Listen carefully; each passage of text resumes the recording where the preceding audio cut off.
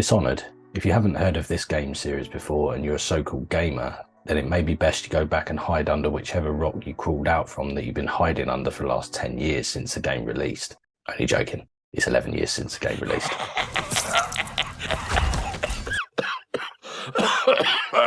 But seriously, even if you haven't played this game, if you're a gamer, then you've heard of this gaming series. But is the first game in this series worth the hype, the 10 out of 10 ratings it received, and the various awards? Is it really as good as they say?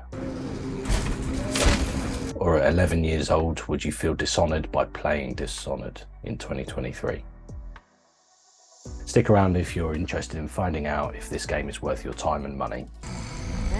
We've played it so you don't have to. I wouldn't want my face seen either, pulling a stunt like that. But I guarantee you will afterwards. My name's Dav, and welcome to D&D Gaming. With me and reviewing the game also, as always, is my brother Dale. So Dale, what were your expectations before playing this one? Well, this was my second playthrough, as I first played through it way back in 2014. I remember enjoying the first playthrough a lot and always meant to go through it again, and luckily it was just as good as I remembered it being. Thankfully it has aged very well. So for me, Dishonoured is a game I've heard so much about but not actually got around to playing. Obviously it's heralded as an epic game, so it's one of those that was on the list, and I'm so glad I finally got around to playing it and reviewing it. So starting with the graphic options, there's a few graphic settings you can tweak, not bad for an 11-year-old game. The settings include texture details, rat shadow details, and Dale's favourite, and what no first-person game should be without, a FOV slider.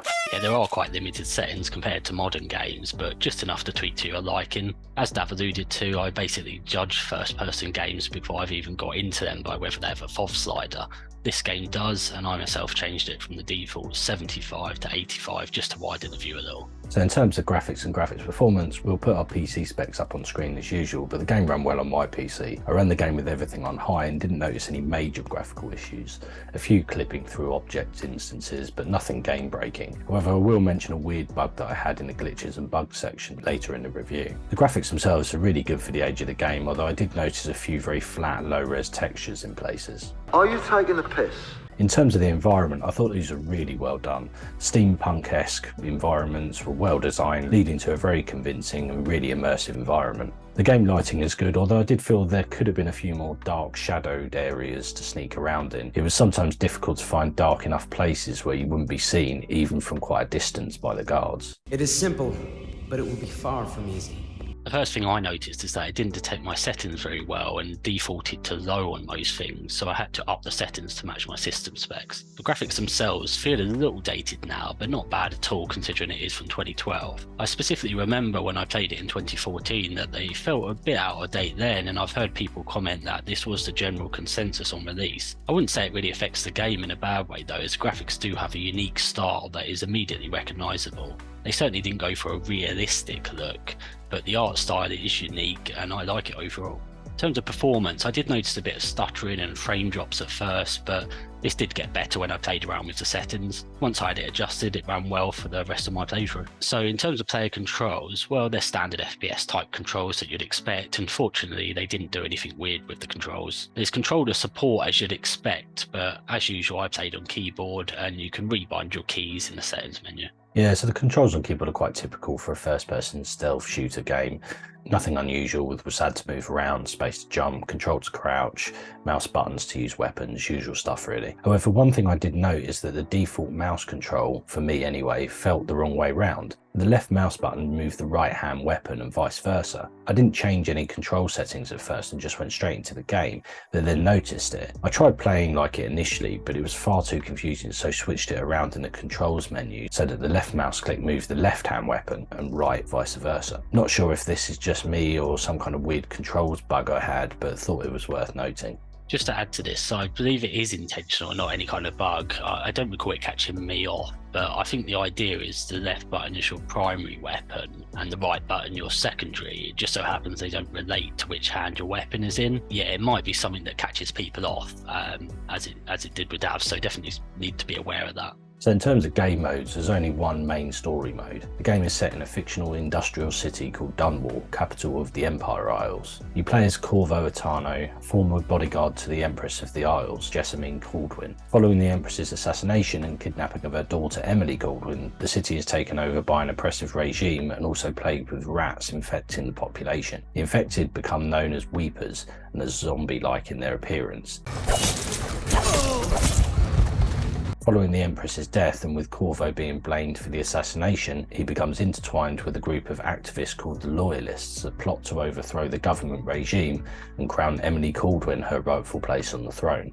Even though there is just a single story mode to play through, you can replay individual missions from the main screen, which is a nice touch. As there are many different ways to complete the levels and the game overall, it makes it much easier to jump into a single level and retry using a different approach. The game does emphasise stealth and non-lethal gameplay, but this is ultimately up to you. So in terms of game mechanics, following the initial intro into the game, you generally begin each mission from your base, which is a disbanded, unused part of the city. You speak to the relevant people and they give you details of the mission to undertake. The game is very mission focused, and once in a mission you can choose the way you complete it using various different routes and your environment to your advantage along with your gadgets. You can use stealth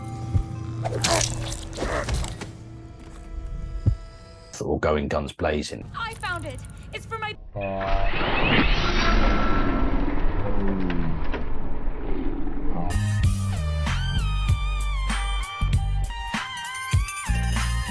The option is yours. Missions typically involve neutralising targets whilst avoiding the City Watch guards and large groups of rats.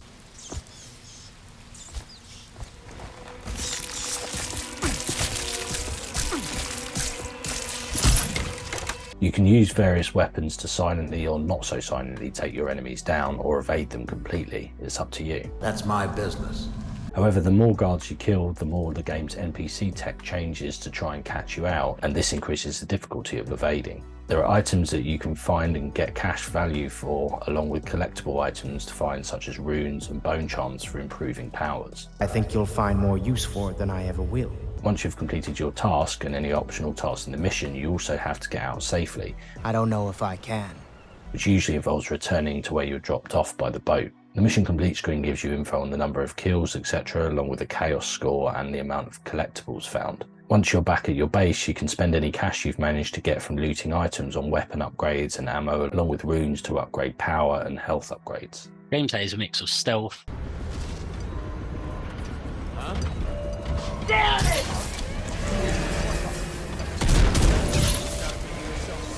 action, and exploration. Damn it! You can choose to complete objectives in a variety of ways, including through violence, pure stealth,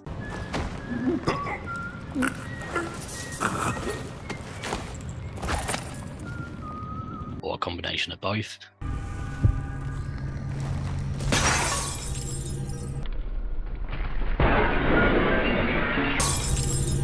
The game features a variety of supernatural abilities that can be used to solve puzzles, explore the environment, and dispatch enemies. For the stealth mechanics, you can use a mix of tools and abilities to sneak around enemies and avoid detection. The game also features the chaos system that Dav mentioned, and that rewards players for playing in a stealthily manner.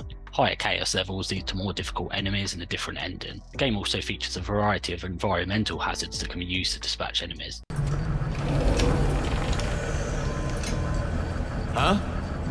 In terms of exploration, the game world is large and detailed, and there are a variety of secrets to discover.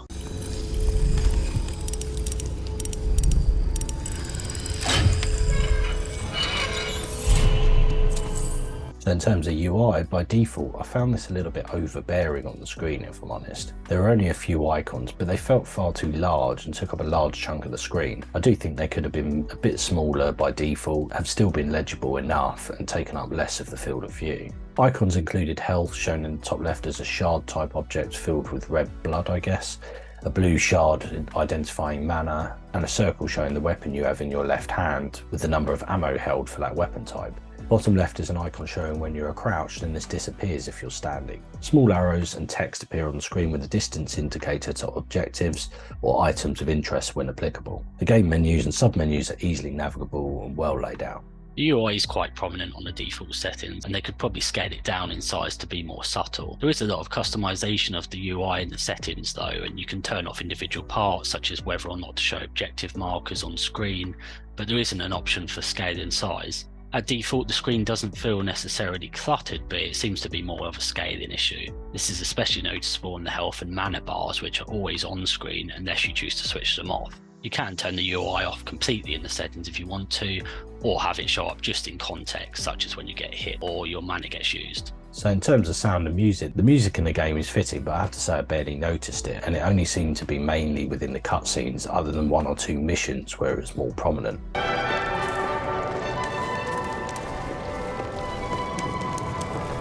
I'm not sure if that's a good or bad thing really. I guess the game is very much stealth, so too much music may have made it too difficult to hear the noises from enemies or given the wrong impression, I guess. The lack of music though did mean the environment sounds were more at the forefront, and thankfully these were very good. Creaking sounds, clangs of metal objects, howling of the wind are just to name a few, and all were very immersive.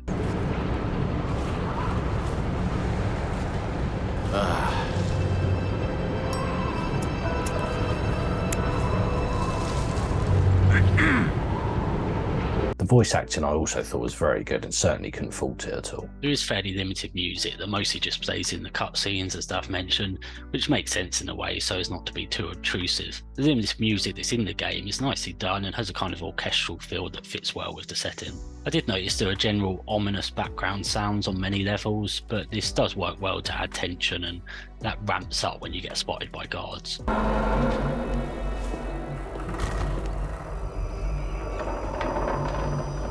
Yoink! Damn, how did I lose that?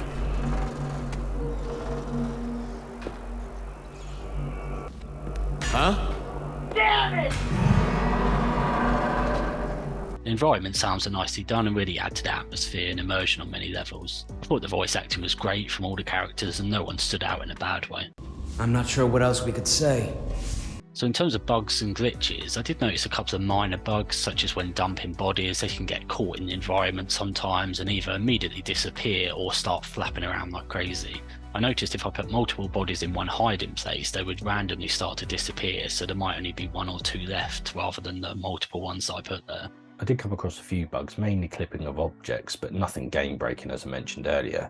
But one popping bug with 2 guards was very strange and a bit of an immersion killer really. I'll show the bug on screen. The first time I just walked up some steps and I heard the guards suddenly see me, but it felt like the guards just appeared as though they were behind me on the steps, but they weren't behind me on the steps when I started walking up, and I'd just taken all the guards out on the floor below. So I loaded up from a save point and decided to walk up the stairs backwards to see where the guards actually came from. Sure enough, the guards just popped into view on the steps and saw me straight away. No matter how many times I reloaded from the save point, it just kept happening. So in the end I had to accept that I wouldn't be able to get up the stairs without being seen, so I just made a run for it and hid until the coast was clear. So to sum up, things I liked about the game. I like there are many different ways to complete missions and loads of collectibles and secrets to find, so very high replayability. As mentioned earlier, you can choose to play through individual missions again once you've completed them, and so you don't have to play through the whole thing if you don't want to. There are also different endings depending on your approach and how happy you are killing people, as this influences the amount of chaos. I thought the NPCs were well programmed with their awareness and route finding. For example, they will notice if one of their guard friends goes missing, and they switch up their patrol routes to cover the missing guard's area. They also notice what is going on around them, such as when the electric gates to stop people passing through are switched off. This gives an immersive feel and realistic feel to the stealth element, and you can see they put a lot of effort into this. Some of the abilities are great, such as Blink, which means you can aim at a point a short distance away and then immediately appear there in an instant. I enjoy this ability so much that I can't imagine playing the game without using it, as it's just great fun and really useful to move around. So in terms of things I liked about the game, the way the game gives you lots of options through the environment, as Dale pointed out, and how to progress with lots of different routes through the missions was really cool. The steampunk-esque environment is really well designed and felt so immersive. It really felt like playing a proper stealth game, which I hadn't played for so long, but also you had the options and the weaponry to go in guns blazing if you wanted to. The range of ammo types for the weapons were cool, such as the sleep arrows for the crossbow to instantly put guards to sleep instead of killing them. The environment sounds and voice acting were top notch. So in terms of things I didn't like, it took me by surprise early on that there are very limited autosaves. It threw me off a little. It means you need to be very aware of your save points, or you can lose a lot of time backtracking and replaying whole sections if you're not careful. I did note that the default setting is that the game auto-saves when you enter the journal, but to be honest, I didn't go into the journal that much, so it didn't auto-save that often for me. If you choose to take a non-default approach, you will likely find yourself saving every few minutes or even less at times, as this approach does require some trial and error. I don't think this comes down to just a matter of skill, and you really will find yourself saving often to make the most of each section. In terms of things I didn't like about the game, by default I did find the UI and the overall feel to the screen icons could have been a bit better, less intrusive on the screen. It is good that it's included to tweak these in the settings, but I think the default could have been a little bit better done, to be honest. I did find quite a few bugs as mentioned earlier, none game breaking but a few immersion breaking ones. The inclusion of X-ray vision, or whatever they called it in this, was a bad point. I don't like X-ray vision in any game, and it completely renders the element of stealth pointless, as you know exactly where the enemy is through walls. To me, the whole point of stealth gameplay is to not know where the enemy is and to use skill, and sometimes a bit of luck, to evade or take down your enemy. Well, it was, at one time. Not look for a wall and wait for the enemy to walk off. This defeats the object of skillful stealth tactics. You can probably tell I didn't use it once. Same with the heart thing to find the bone charms and runes. I'd rather explore, thanks. So in terms of missed opportunities, do you find any in this, Dale? Well, I thought there could perhaps be a slightly wider range of enemy type, just to mix it up a bit, as at times it feels like you're knocking out or killing the same person over and over again. There is a slight mix, but the majority of the guards just look like exactly the same person. I get that they wanted to give an authoritarian feel to the enemies, which is why they mostly all look the same, but a little extra variation would have been nice. So in terms of scores, Dav, what are you going to give this one? So I really enjoyed this epic game, and I'm glad I finally got round to playing it. It really does live up to the scores it's been given, and it's very hard to fault. The stealth gameplay, environment design, and weapon and apparel options are top notch of the gaming industry pile when it comes to these things. The only things that brought the score and my feeling on the game down a bit are the number of bugs, slightly intrusive default UI, the lack of shadows for improved stealthiness, and the X-ray vision shit. But these are nitpicking in the grand scheme of things and don't spoil the game, especially as the X-ray vision can not be used as I did for more of a challenge. Therefore, it's a huge recommendation to play this if you haven't, and a very high score from me of 9 out of 10. As for me, overall I really enjoyed playing this through again, and wouldn't be surprised if I came back to it again in the future. It's very rare to find a negative review for this game, and I feel it is certainly up there with the best of them. It has high replayability and is very rewarding. If you're a fan of stealth games and want to feel like a master assassin creeping around in the shadows, then this game is for you. There's very little in terms of negative points, and so I highly recommend it, and I'm giving it a top-notch 9 out of 10. Well guys, thanks for watching. Please like, subscribe and comment. Hit that bell icon to be notified when we upload a new video, and we'll see you in the next one.